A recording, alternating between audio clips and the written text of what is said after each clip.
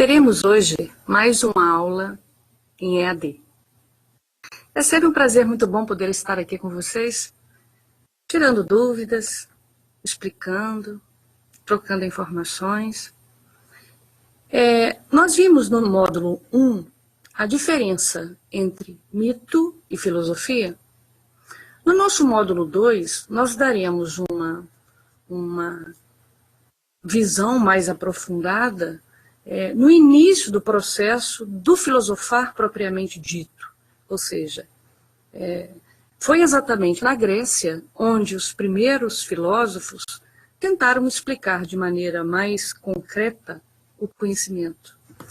E nós vamos ver que, num primeiro momento, o mito ele já não daria mais conta de responder às indagações humanas.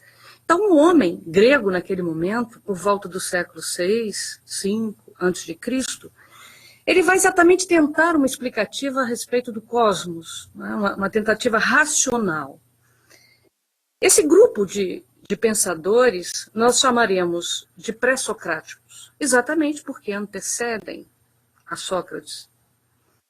Qual seria a primeira preocupação desse grupo de filósofos? Exatamente tentar explicar o universo. E geralmente eles vão se basear num princípio básico. Por exemplo, Tales de Mileto. O que era o principal objetivo ou aquela substância que seria responsável pelo princípio de tudo? Ele vai chamar isso de arquê ou arqué. O que ele vai chamar de arqué? Como princípio único, constituinte da própria natureza. Ele vai dizer que a água teria exatamente essa função. Anaximandro, também da região de Mileto, assim como Tales, vai ter como princípio básico uma substância etérea, infinita, e que ele vai chamar de ápeiron. A gente vai perceber que esses primeiros filósofos, eles tentam exatamente uma resposta muito simples, eu diria, mas dentro do momento em que eles viviam, ou historicamente falando, dentro do próprio contexto, a gente vai perceber que essas ideias têm um significado muito grande. O Anaxímenes, por exemplo, para ele, o princípio fundamental de tudo seria o ar ou o vapor, né? Ou seja, e aí a gente caminha para uma ideia de objetivo único, principal, definitivo, que tem uma simbologia muito importante dentro da própria evolução da história da filosofia. Só que nós não podemos encarar esse momento no seu ápice, né? A filosofia grega ela começa a se estruturar, melhor dizendo, numa tentativa de resposta, mas não é única, né? O Pitágoras, por exemplo, que a grande maioria de vocês, eu acredito que já tem uma oportunidade de ter escutado falar, para ele o princípio básico era os teoremas matemáticos. Se a gente for pensar, né, que tem uma relação muito grande com a própria matemática atual, a gente percebe o quão importante foi Pitágoras para a filosofia. Para vocês terem uma ideia, ele vai dizer que o 1 é o ponto, o 2 a reta, o 3 superfície, o 4 o sólido, ou seja, através de ligações de retas, Pitágoras estabelece uma ideia matemática com o concreto, com as coisas, né? Mas nós vamos afirmar que no apogeu da filosofia grega, nós vamos ter 3 grandes filósofos, que seria Sócrates, Platão e Aristóteles. Sócrates era filho de uma parteira, de família muito simples, né, da Grécia, e pelo fato dele observar a mãe parturejar filhos, ele cria, através de uma ideia, uma filosofia baseada no princípio que ele vai chamar de filosofia maiêutica, ou seja, da mesma forma que a sua mãe parturejava os filhos, dava à luz, ele tinha o objetivo de dar à luz aos espíritos, às pessoas. Para isso, então, ele pregava, ou falava, ou trocava ideias, geralmente com jovens atenienses, baseado principalmente num método de perguntas e respostas. Através das perguntas e respostas, ele conseguia retirar do indivíduo, dos jovens, aquilo talvez que lhe causava aborrecimento, desconforto, inclusive, né, numa tentativa de auxiliá-los no próprio bem-estar. Porém, Sócrates, devido a essa revolução, entre aspas, esse ensinar a jovens, ele foi condenado pela própria sociedade grega e ele foi condenado à morte. Então, antes dele ser assassinado ou morto, ele preferiu tomar veneno e morrer. E essa cena é muito comum na filosofia, nos livros de filosofia, exatamente essa cena que a gente vê no slide ora apresentado. Os amigos filósofos em volta, né, e ele exatamente tomando a cicuta, né, que era o veneno. Um dos grandes filósofos gregos foi exatamente amigo de Sócrates, aluno de Sócrates, que era Platão. Porém, Platão, ele era de uma família muito mais abastada, ele era ligado à aristocracia. Observem vocês que, nesse momento, a Grécia ela passava por uma evolução democrática, uma participação, porém, com todas as críticas que se faz à democracia do momento grego. Mas a gente tem que pensar que o Platão, ele não era pobre, ele não era simples economicamente como o Sócrates. Mas Platão, por ser de uma classe mais abastada, ele vai fazer uma crítica intensa à República grega. Tanto que ele tem um livro chamado exatamente A República. Né? E uma das teorias mais faladas do Platão na atualidade é exatamente a ideia de mundo das ideias. O que Platão está chamando de mundo das ideias? Né? Que caverna é essa, né, que o homem vivia, segundo Platão? Então ele vai dizer que os homens viviam acorrentados dentro de uma caverna. Nessa caverna havia um fogo, uma fogueira, onde as pessoas acorrentadas refletiam imagem na parede, e essas pessoas viviam no mundo irreal, na percepção dele. Não era para ele um mundo real, porque o mundo real só era permitido através do conhecimento, através do soltar essas amarras das correntes, dessa prisão interna da caverna, no momento em que ele, através do conhecimento, pudesse extrapolar os muros dessa caverna e conhecer o lado de fora, que para ele seria um lugar iluminado, bonito, perfeito, um lugar de beleza e de conhecimento. Mas isso, segundo Platão, somente poucas as pessoas teriam esse tipo de acesso. Então, observem vocês que até agora, tanto Sócrates quanto Platão têm um objetivo principal, a busca do conhecimento, a tentativa de uma observação social, política, muito maior ou muito mais concreta, muito mais definitiva do que os pré-socráticos. Os pré-socráticos seriam exatamente um pontapé, um início, uma coisa muito simples, mas que de fato não deixam ter importância para esse crescimento da filosofia enquanto ciência. Aristóteles. A gente sempre fala que o Aristóteles é o grande filósofo grego. Por quê? Né? Da mesma forma, Aristóteles era companheiro de Platão. Então, diferentemente do Platão, para Aristóteles o mundo não era o mundo das ideias. Seria, sim, um mundo no qual a realidade é acessível aos sentidos e à inteligibilidade humana. Então, é possível para Aristóteles conhecer o real e não o real, ou o mundo das ideias, como afirmava Platão. Interessante que Aristóteles ele tem uma tendência a procurar a essência das coisas, a ideia de uma metafísica muito mais muito mais estruturada em relação aos filósofos anteriores.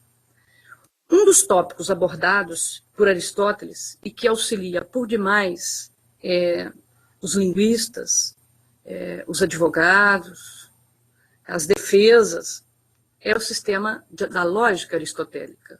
O que seria essa lógica aristotélica? Seria exatamente a ideia de uso e desuso, de jogo de palavras, no qual poderia ser verdadeira ou falsa. No caso, se fosse falsa, nós vamos chamar isso na filosofia, ou dentro da filosofia aristotélica, de silogismo. Então, por exemplo, uma lógica. Nós poderíamos afirmar: todos os homens são falíveis. João é homem, logo, João é falível. Então, nós percebemos que é uma lógica perfeita, correta. Já no exemplo, todos os homens são loiros. Ora, eu sou homem, logo, eu sou loiro. Nós podemos afirmar que isso é um silogismo, ou seja, uma ideia falsa, na qual, se você não fizer uma certa análise, você pode cair na cilada. Tem um caso típico brasileiro que me chama muita atenção, que é o uso de uma defesa de um grande assaltante inglês que passou pelo Brasil, que fez um dos maiores assaltos no Brasil da época, e que durante o processo, durante o julgamento desse sujeito, ele foi libertado exatamente pelo uso do silogismo feito pelo advogado de defesa. Como a banca, como o jurado, não conseguiu perceber que esse jogo de palavras era ilógico, ou era um silogismo, ele foi absolvido. Logo depois ele foi transferido para a Inglaterra, ele não era brasileiro, e a justiça inglesa o liberou mais adiante. Dentro da lógica aristotélica, nós temos dois tipos de lógica, a indutiva e a dedutiva. A indutiva, ela parte de um princípio individual. Por exemplo, Maria é mulher. Quando eu digo Maria, eu estou partindo do princípio de uma mulher para caracterizar, ou o princípio da Maria para caracterizar uma mulher. Já a lógica dedutiva parte de uma ideia geral para particular. Por exemplo, todos os homens são falíveis. Todos equivale a dizer que é uma ideia geral, vamos dizer assim, própria a todos os homens, diferentemente de uma lógica indutiva. Dentro da metafísica aristotélica, nós podemos aqui enumerar 4 características básicas. Primeira, a ciência que indaga e reflete acerca dos princípios e primeiras causas. Ou seja, toda busca do conhecimento tem um princípio próprio, que reflete exatamente naquilo que a coisa é. Então, por exemplo, um instrumento qualquer, né? Esse anel, por exemplo, ele é único. Não pode existir um anel idêntico a esse, mas ele é único e reflete exatamente o objeto, anel, que difere dos demais, né? E existe determinadas causas ou princípios de causas que são próprios a esse anel. O mesmo pode acontecer com todas as coisas existentes. Então, por exemplo, trigêmeos. O trigêmeo, cada um é um. Não existe um princípio único na concepção aristotélica de que esses trigêmeos eles devem ser tratados de maneira idêntica. Isso não existe. Segundo caso, a ciência que indaga o ente enquanto aquilo que o constitui enquanto ser doente é exatamente parte do princípio da essência. O que faz a coisa ser diferente, né? Ou seja, a busca pelo conhecimento deve ser exatamente algo próprio. Por isso que a busca do conhecimento é um constante vir a ser, é um movimento. E esse movimento faz parte do ser enquanto ente, enquanto aquilo existe, né? Terceiro, A ciência que investiga a substância. A substância é exatamente o que dá sentido à coisa. A aparência é totalmente diferente de substância. A aparência é aquilo que você observa no primeiro contato, mas a substância não. A substância é algo mais profundo. E Aristóteles também se interessou por isso. Quarto, a ciência que investiga a substância suprassensível, ou seja, que excede o que é percebido através da materialidade e da experiência sensível. Ou seja, a matéria existe, mas, na verdade, a substância que é apreendida a partir daquilo que você observa é uma experiência baseada naquilo que você tem de conhecimento. Você só percebe aquilo através do seu contato com esse aquilo. E observem vocês que cada qual pode ter uma percepção diferente a respeito desse próprio objeto.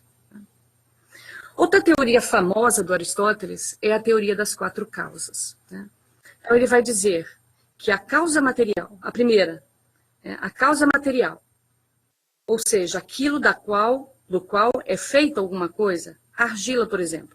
Quer ver, quando eu pego, por exemplo, um apagador, eu vou ver qual é a matéria feita daquele apagador. De que ele compõe, do que é feito. Isso é também uma observação feita por Aristóteles. Segundo exemplo, a causa formal. O que seria a causa formal? A coisa em si. Por exemplo, aqui, por exemplo, nós trazemos o exemplo do vaso. A coisa em si, o que faz esse objeto ser diferente desse objeto. Quando eu citei, por exemplo, o anel, a coisa em si, do que é feito, como apresenta. Então, são perguntas que faz parte da própria indagação aristotélica como forma de apreensão e percepção do objeto de maneira filosófica ou de maneira profunda. Terceira causa que o Aristóteles traz é a causa eficiente, ou seja, aquilo que dá origem ao processo em que a coisa surge, como as mãos que trabalham a argila. Ou seja, quem deu formato, quem fez, quem produziu. Ou seja, até agora nós vimos a matéria, a forma e quem fez, quem delineou. E, por fim, a causa final, que seria exatamente aquilo para qual a coisa foi feita, se portar arranjos para enfeitar um ambiente. Então, por exemplo, Aristóteles não chega a afirmar a presença de um ser espiritual, mas a causa final seria exatamente a coisa em si, aquilo que pode ser visto no seu todo. Então, nós temos aí diversas partes, segundo Aristóteles, da constituição da coisa e que dá sentido a essa coisa. Então, cabe ao ser humano uma forma exatamente de observação, formalização, análise e aprofundamento, para exatamente ele chegar próximo a essa verdade no qual interessa Aristóteles. Espero que vocês tenham acompanhado. Brevemente estaremos aqui com o módulo 3, que é exatamente a respeito da filosofia medieval. Qualquer dúvida, estamos disponíveis no ambiente. Envie e-mails, participem dos fóruns, não deixem qualquer tipo de atividade sem fazer, porque eu tenho certeza que você obterá sucesso. Um grande abraço.